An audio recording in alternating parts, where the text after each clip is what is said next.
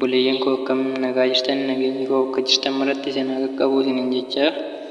Egaa guyyaa har'aan tana viidiyoo isinii qabadhee dhufee qubee afaan Oromoo boca isaa waliin dubbisnee barreessinee haala sanii waliin baranna jechuudha. Saniif akka barnoonni isiniif dabarsu kallattiin isin bira ga'u. Subscribe, like, share godhaatu kallattiin akka isin bira ga'u. Haala saniin na hordofaa isiniin jedha barattoota tiyya. Saniif garuma barnootatti seennee jirra. Barnoota sirriittiin ilaalaa, sirriittiin na caqasaa.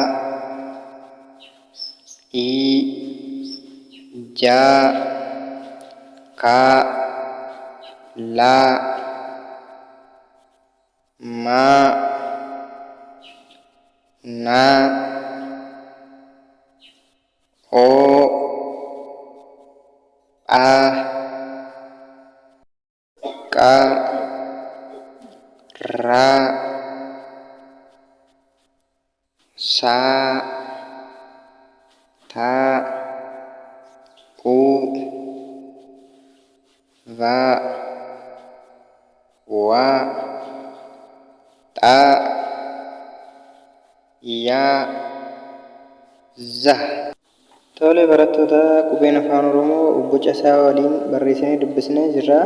Isaan barreessinee dubbisnee kanaadha qubee afaan Oromoo guddaadha. Inni amma barreessinee dubbisne kun. Saniif irra deddeebitaniituni akka qo'attanii fi irra deddeebitanii akka dubbisuu barreessuu shaakaltan barnoota biraatiin walitti deebina. Akkasitti nagaan naaf tura, fayyaa naaf ta'a.